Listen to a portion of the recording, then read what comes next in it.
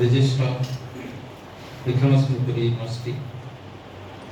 తర్వాత ఈరోజు విశేషంగా ఈ కార్యక్రమంలో పాల్గొనడానికి వచ్చినటువంటి ఆచార్య మాడభూషి సంపత్ కుమార్ గారు, సంచాలకులు ప్రాచీన తెలుగు విశిష్ట అధ్యయన కేంద్రం నెల్లూరు, అండ్ ప్రఖ్యాత కవి పెరుగు రామకృష్ణ గారు, ఆయన జాతీయంగానే కాకుండా అక్కడలో ఉన్నటువంటి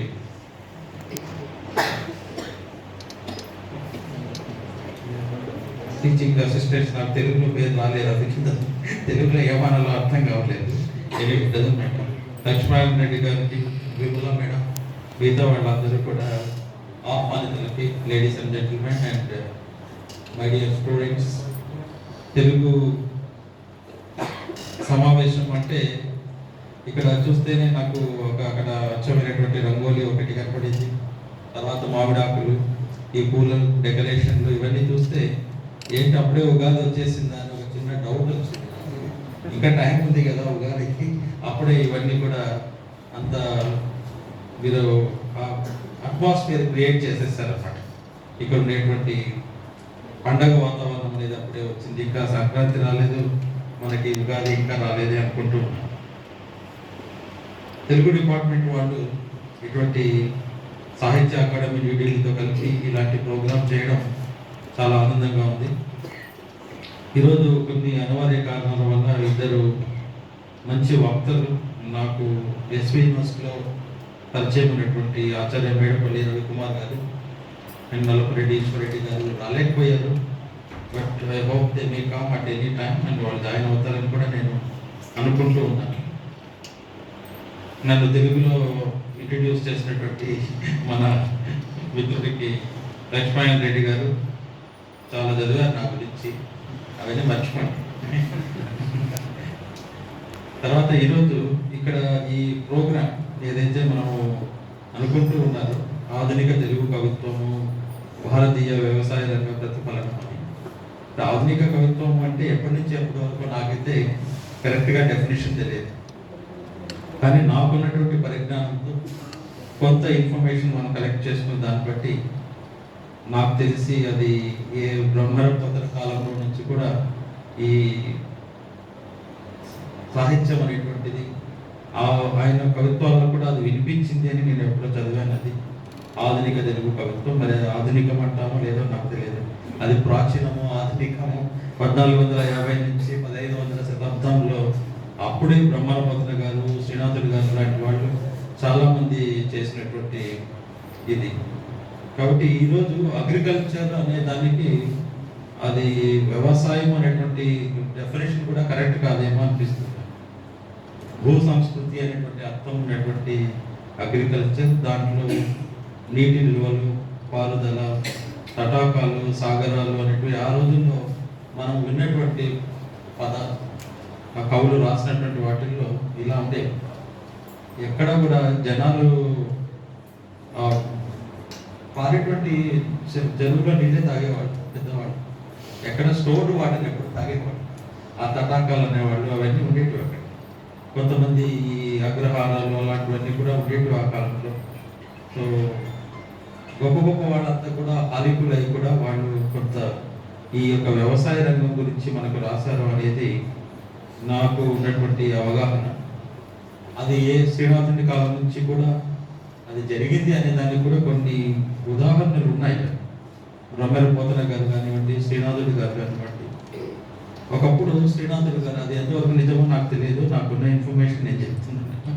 శ్రీనాథుడి గారు ఆయన చాలా రాజభోగాలు అనుభవించాడు. ఆయన మహాకవి, పండితుడు, ఆయన కవి సార్వభౌముడు కదా. ఆయన రెడ్డి రాజుల కాలంలో ఉన్నటువంటి గొప్ప కవి సార్వభౌముడు అనేవాడు. ఒకరోజు ఆయన పల్నాడు ప్రాంతంలో ప్రయాణం చేస్తూ దాహం వేసిందంట. ఆయన దాహం వేస్తే తాగేదానికి ఎక్కడ తటాకం కానీ చెరువు కానీ ఎక్కడా కనిపించలేదంట.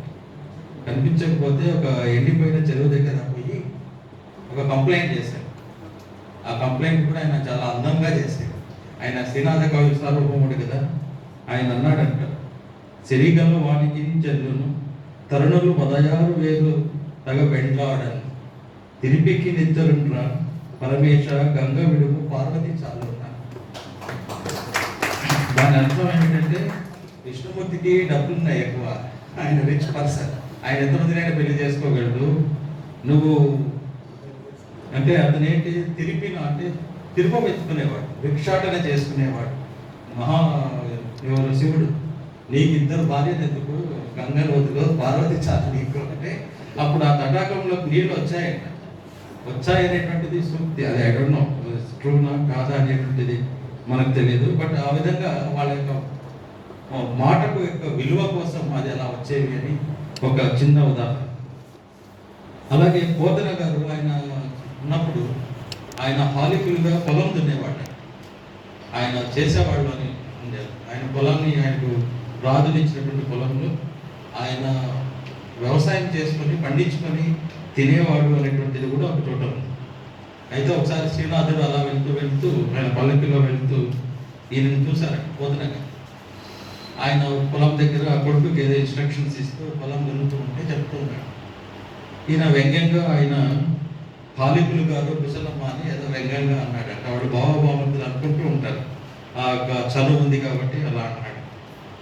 దానికి మన పోతన తక్కువ తిన్నవాడు కదా, ఆయన కూడా బాగా అర్థం చేసుకొని నన్ను ఏదో ఈయన కొంచెం పుల్లింగ్ చేస్తున్నాడు అనేసి ఒక శ్లోకం చెప్పాడు. నేను శ్లోకం కరెక్ట్గా చదువుతున్నా లేదు నాకు తెలియదు, బట్ మీరు అర్థం చేసుకోండి.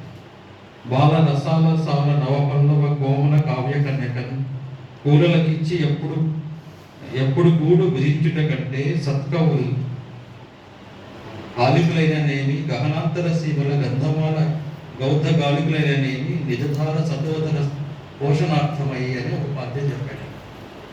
మీరందరూ కావ్య కన్యకలని రాజులకి వాళ్ళకి అమ్మేసి డబ్బులు సంపాదించుకొని మీరు కడుపు నింపుకుంటున్నారు. నాలాంటి కవి పొలం దున్ని అందులో పంట పండించి తింటే తప్పేం లేదు అనేటువంటి ఒక రకమైనటువంటి దీంతో చెప్పాడంట ఆయన.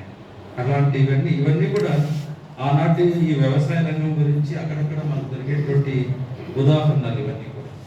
కాబట్టి ఇవి ఎక్కడో ఉన్నాయి, పాతకాలం నుంచి ఇలాంటివి ఉన్నాయి. ఈ మధ్యలో మీరు ఇప్పుడు మనకి ఇచ్చినటువంటి దాంట్లో చాలా మంది చాలా సందర్భంగా ఇక్కడ రాసి ఉన్నారు.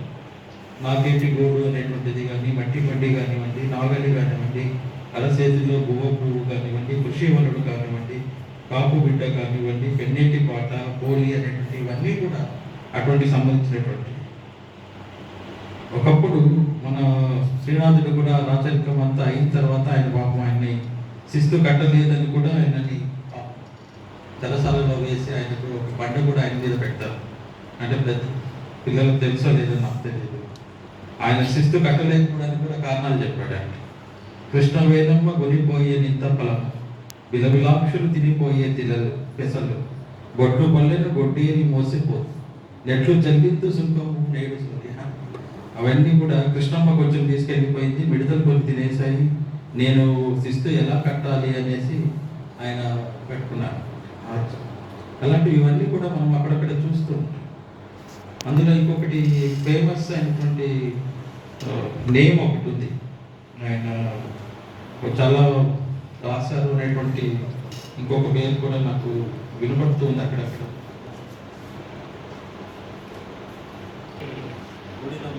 మా జాగా భూపాలరాజు నల్లకృష్ణ మా నాయక ఆగ్రహేశ్వరుడు ధరణిక ధర్మపు కల్పించి మాన్యపు దయచేసి రజోస్పతము మాకు నీళ్ళని తీయించేసి మాకు బట్టలు పండేలాగా మీరు చేయండి అనేటువంటి ఒక అర్జీని ఆయన ఇచ్చాడు. ఆయన పేరు రామనాని.